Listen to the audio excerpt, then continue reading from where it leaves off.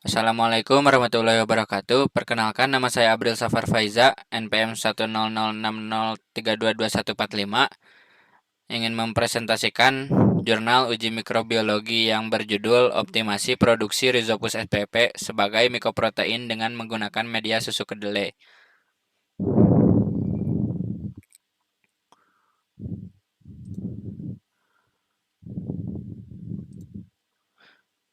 Pendahuluannya, mikoprotein merupakan makanan dengan kandungan protein tinggi serat dan rendah kolesterol yang terbuat dari miselium jamur. Pada penelitian ini, mikoprotein diproduksi oleh Rhizopus spp yang diisolasi dari tempe dengan media pertumbuhan susu kedelai. Penelitian ini bertujuan untuk menentukan strain Rhizopus spp terbaik dan rasio karbon dan nitrogen yang optimal untuk produksi mikoprotein. Langsung lanjut ke bagian materinya. Mikoprotein merupakan pangan yang tinggi protein, serat, dan rendah kolesterol yang terbuat dari miselium jamur. Produksi mikoprotein pada penelitian ini menggunakan Rhizopus spp yang diisolasi dari tempe dengan media pertumbuhan berupa susu kedelai. Tujuan penelitian ini adalah menentukan galur Rhizopus spp terbaik dan perbandingan karbon dan nitrogen optimum dalam memproduksi mikoprotein. Penelitian ini terdiri dari dua tahap, yaitu seleksi inokulum dan perlakuan perbandingan karbon terhadap nitrogen pada media. Inokulum diseleksi dari 4 galur Rhizopus spp, yaitu ATH1, ATH24, ATH40, dan ATH53. Sedangkan variasi perlakuan perbandingan karbon terhadap nitrogen terdiri dari 20:1, 20:2, dan 40:2. Bobot kering dan protein biomasa ditentukan, serta kadar gula reduksi, protein terlarut, dan total nitrogen basa yang mudah menguap dalam media. Galur terbaik dalam memproduksi mikoprotein adalah ATH24 dengan biomasa sebesar 0,60 gram bobot kering per 50 ml media dan kandungan protein sebesar 0,236 gram. Perlakuan perbandingan karbon dan nitrogen terbaik adalah 20:1 dengan produksi biomasa sebesar 0,57 gram bobot kering per 50 ml media dan kandungan protein sebesar 0,20 gram. Oleh karena itu, pilihan terbaik untuk memproduksi mikoprotein adalah menggunakan ATH24 dengan perbandingan karbon terhadap nitrogen pada media sebesar 20:1. Bahan yang digunakan pada penelitian kali ini terdiri dari Rhizopus spp strain, R. microsporus var. oligosporus, dan R. microsporus var. azygosporus. Metode yang digunakan pada penelitian kali ini adalah persiapan inokulum, persiapan media, proses fermentasi, pengukuran berat kering miselium, pengukuran gula prediksi, pengukuran protein terlarut, pengukuran TNVB, pengukuran nitrogen total, dan analisis statistik. Dimulai dari persiapan inokulum.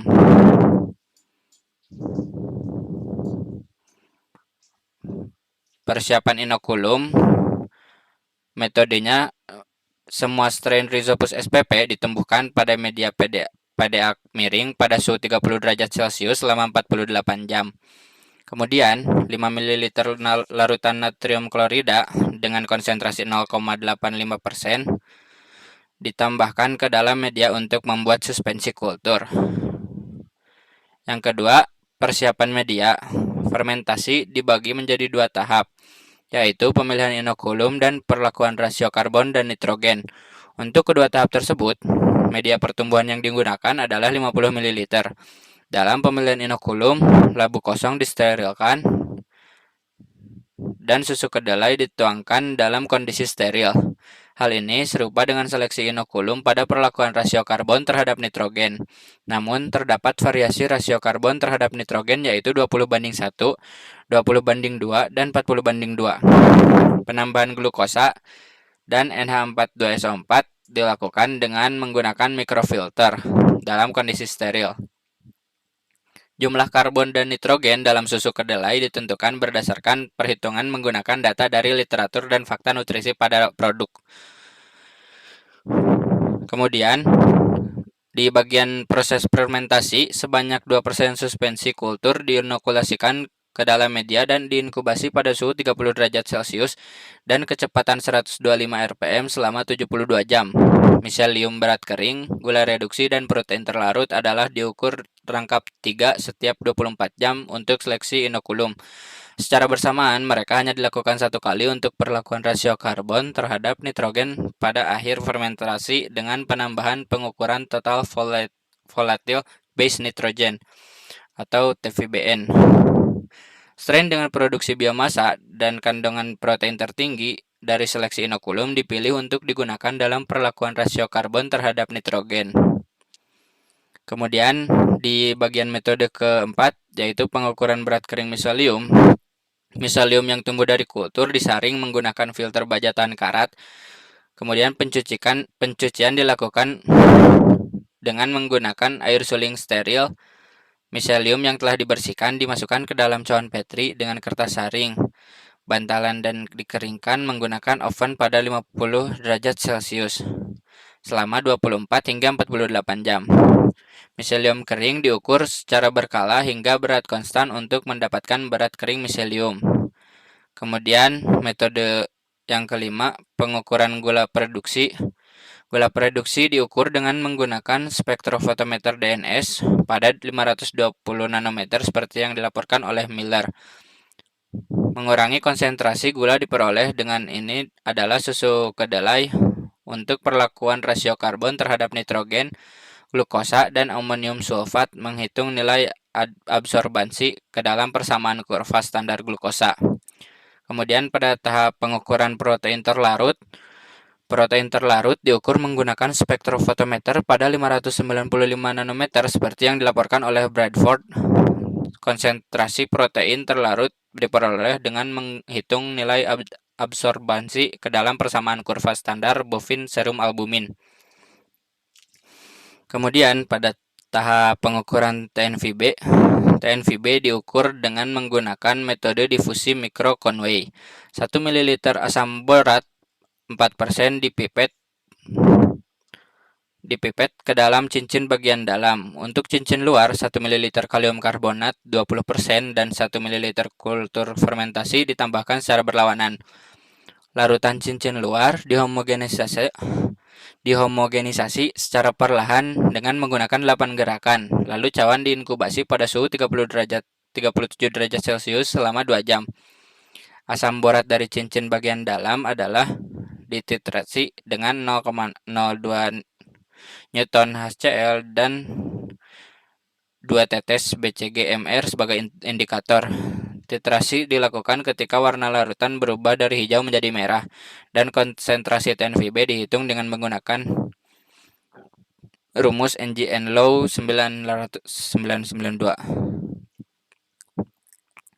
Kemudian pada tahap pengukuran nitrogen total dilakukan dengan mengirimkan miselium kering ke Balai Penelitian Ternak di Bogor, Jawa Barat, Indonesia. Pengukuran dilakukan dengan menggunakan metode Geldal, di mana sejumlah sampel didestruksi menggunakan asam sulfat. Kemudian sampel diencerkan dengan air suling dan disuling. Destilat ditampung dalam labu yang berisi asam borat 4% dan dititrasi menggunakan asam klorida dengan indikator BCG-MR. Titrasi dilakukan ketika terjadi perubahan warna larutan dari hijau menjadi merah, dan konsentrasi nitrogen dihitung dengan menggunakan rumus persen N sama dengan V titrasi sampel dikurangi V titrasi blanko dikali NaCl kali 14,008 per miligram sampel dikali 100%. Dan pada tahap terakhir yaitu analisis statistik. Analisis statistik dilakukan dalam statistical package for the social science menggunakan analisis variance dengan Tukey's wholly significant difference. Sebagai uji post hoc, semua tes ini dilakukan dengan P kurang dari 0,05 sebagai tingkat signifikan.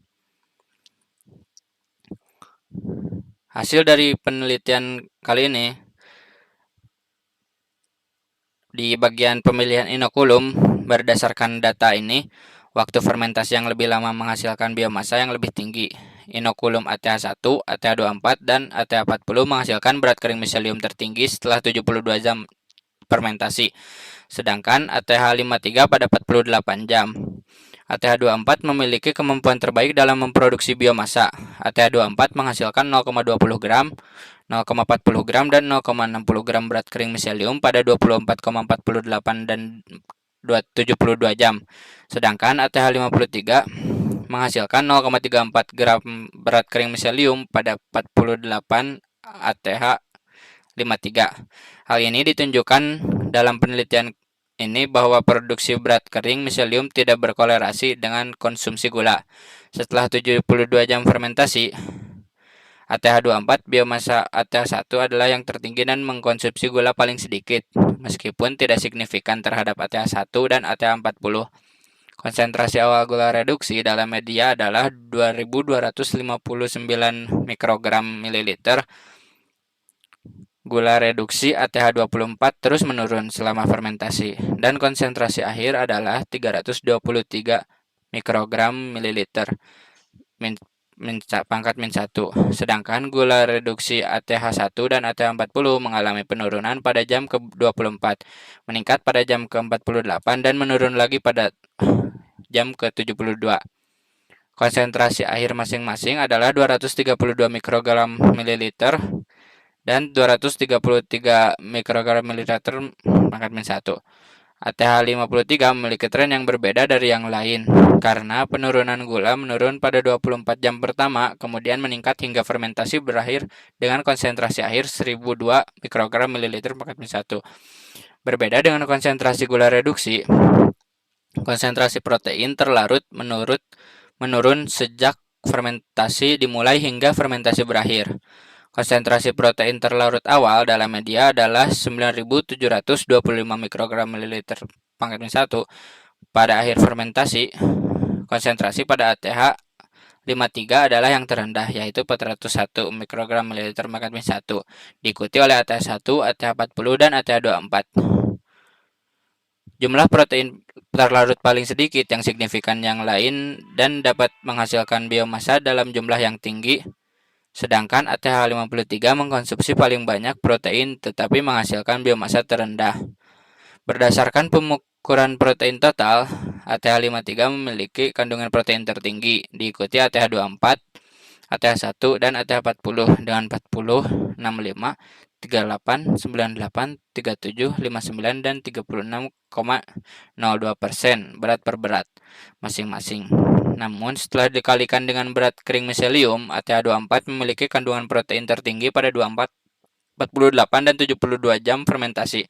Pada 24 jam, ATH24 memiliki 0,079 gram protein yang tidak signifikan terhadap ATH40 dengan 0,052 gram protein, tetapi signifikan terhadap ATH53 dan ATH1 dengan 0,047 dan 0,03 gram protein pada 48 jam. ATH24 menghasilkan 0,154 gram protein yang tidak signifikan terhadap ATH40 dan ATH53 dengan 0,135 dan 0,138 gram protein masing-masing, tetapi signifikan terhadap ATH1 dengan 0,084 gram protein pada 72 jam. ATH24 menghasilkan 0,236 gram protein yang signifikan terhadap ATH40, ATH1, dan ATH53 dengan 0,2, 0,17, dan 0,102 gram protein jam. Biomasa ATH24 meningkat secara signifikan dari 24 jam menjadi 48 jam dan kemudian 72 jam. Hal ini juga secara signifikan lebih tinggi dari ATH1 dan masing-masing. Oleh karena itu, ATH24 dengan kandungan biomasa dan protein tertinggi digunakan untuk perlakuan rasio karbon terhadap nitrogen. Kemudian pada hasil keduanya di perlakuan rasio karbon terhadap nitrogen,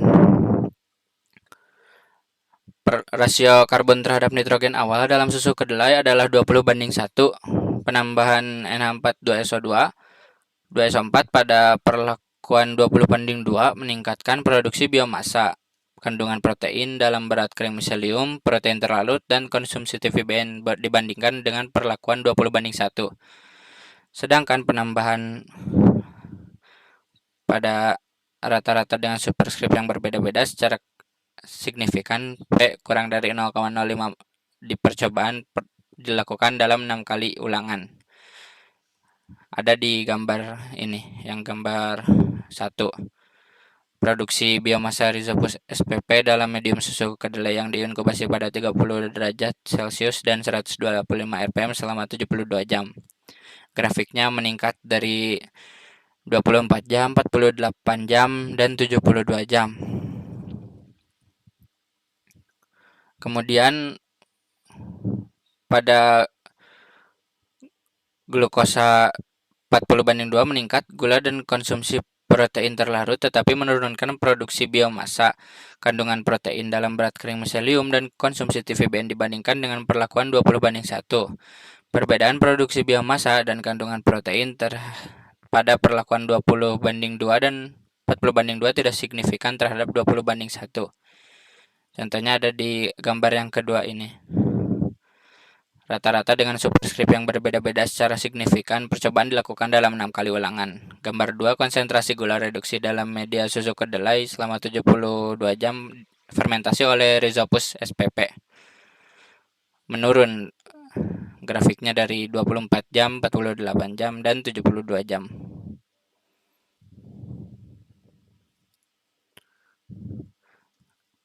Kesimpulannya dari penelitian ini menunjukkan bahwa ATH24 memiliki produksi biomasa tertinggi.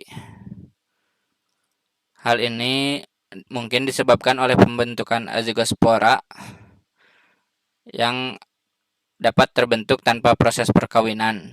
Azigospora adalah bola bundar yang terbentuk ketika misalnya pada jamur berinteraksi dan menyatu. Setelah terbentuk, zigospora akan membentuk sporangium yang berisi spora untuk reproduksi. Azigospora dapat diinduksi oleh lecitin pada media pertumbuhan dan pada susu kedelai terdapat lecitin sekitar 0,5%. Dan Rhizopodiformis merupakan jamur heterotalik yang dapat membentuk azigospora.